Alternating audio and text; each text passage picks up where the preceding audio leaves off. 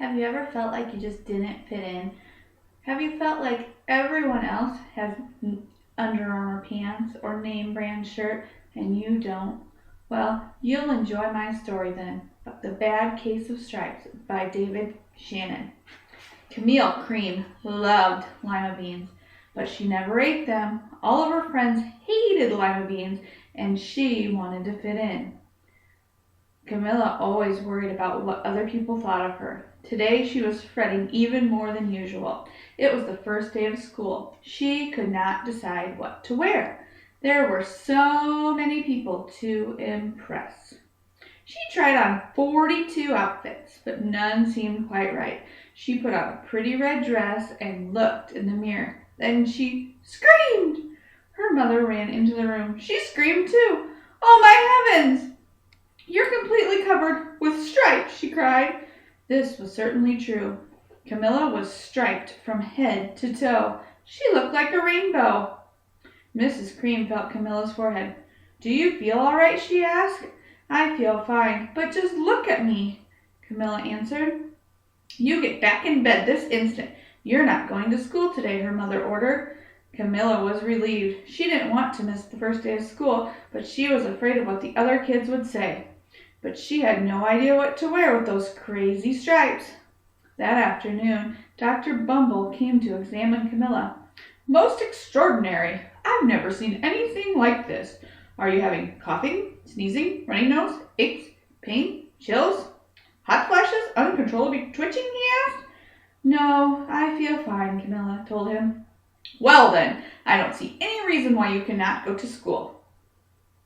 Here's some ointment to help clear up those stripes in a few days. If it doesn't, you know where to reach me," Dr. Bumble said, turning to Mrs. Cream, and went off. The next day was a disaster. Everyone was laughing at Camilla. They called her Crayon Camilla and Night of the Living Lollipop. She tried her best to act as if everything was normal, but when the class said the Pledge of Allegiance, her stripes turned red, white, and blue. She broke out in stars. The other kids thought this was great. One yelled out, "Let's see some purple polka dots!" Sure enough, Camilla turned all purple polka dotty. Someone else shouted, "Checkerboard!" and a pattern of squares covered her skin. Soon everyone was calling out different shapes and colors, and poor Camilla was changing faster than you can change channels on a TV. That night, Mr. Harms, the school principal, called. "I'm sorry, Miss Cream. I'm going to have to ask you to keep Camilla home from school. She's just too much of a distraction, and I've been getting phone calls from other parents. They're afraid those stripes may be contagious," he said. Camilla was so embarrassed. She couldn't believe that 2 days ago everybody liked her. Now nobody wants to be in the same room as her. Her father tried to make her feel better. "Is there anything that I can do for you, sweetheart?" he asked. "No, thank you," sighed Camilla. What she really wanted was a nice plate of lima beans, but she had been laughed at enough for one day. Dr. Bumble, well, yes, I see. I think I'd better bring in a specialist. We'll be right over," Dr. Bumble said to Mr. Cream on the phone. About an hour later, Dr. Bumble arrived with 4 people in long white coats. He introduced them to the Cream.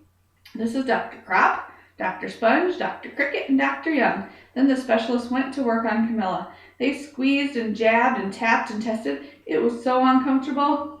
"Well, it's not the mumps. It's not the measles. It's definitely not chicken pox." They handed her a bottle of different colored pills. Then they filed out the front door, followed by Dr. Bumble. That night, Camilla took her medicine. It was awful. She woke up in the morning. She did feel different, but when she got dressed, her clothes didn't fit right. She looked in the mirror, and there, staring back at her, was a giant multicolored pill with the face on it.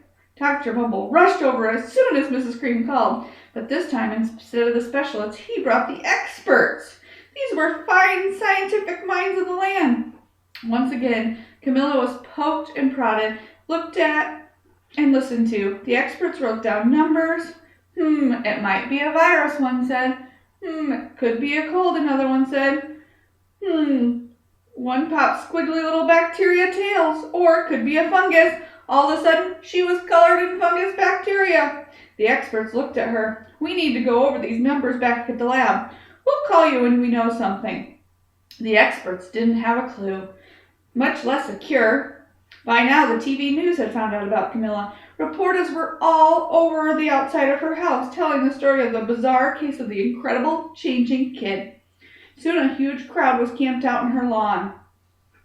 Each so-called cure only added to poor Camilla's appearance until it was hard to even recognize her. She had sprouted roots and berries and crystals and feathers and a long furry tail.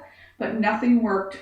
One day, a woman called herself an environmental therapist claimed she could cure Camilla. She said, "Close your eyes, breathe deeply, and become one with your room." "I wish you hadn't said that," Camilla groaned slowly. She started to melt into the walls of her room. Her bed became her mouth, her nose was the dresser, and 2 paintings were her eyes. The therapist screamed and ran out of the house. "What are we going to do? It's just getting worse and worse," cried Mrs. Cream. She began to cry. At that moment, Mr. Cream heard a quiet little knock at the front door. He opened it up, and there stood an old woman who was just as plump and sweet as a strawberry. "Excuse me, but I think I can help," she said brightly. She went into Camilla's room and looked around. "My goodness, what we have here is a bad case of the stripes. Oh, of the worst I've ever seen," she said with a shake of her head. She pulled out a container of small green beans from her bag. She said, "Here, these might do the trick." "Are those magic beans?" asked Mrs. Cream. "No," she said. "These are just lima beans." "Oh dear, no one likes lima beans, especially me," said Camilla. She put the beans back in her bed and started toward the door. Camilla watched the old woman walk away. Those beans would taste so good, and being laughed at for eating them was nothing compared to what was really going through right now. She finally couldn't stand anymore. "Wait! The truth is I love lima beans!" she cried. The old woman smiled, popping a handful of beans into Camilla's mouth and said, "I thought so." "Mmm," said Camilla, and suddenly the branches, the feathers, the squiggly tails began to disappear. Then the whole room swirled around. When it stopped, there stood Camilla, and everything was back to normal. "I'm cured!" she shouted. The old woman said, "Yes, I knew the real you was in there somewhere." She patted Camilla on the head and went outside and vanished into the crowd. Afterwards, Camilla wasn't quite the same. Some of the kids at school said she was weird, but didn't care. She ate all the lima beans she wanted and never had to even touch of stripes again. The end.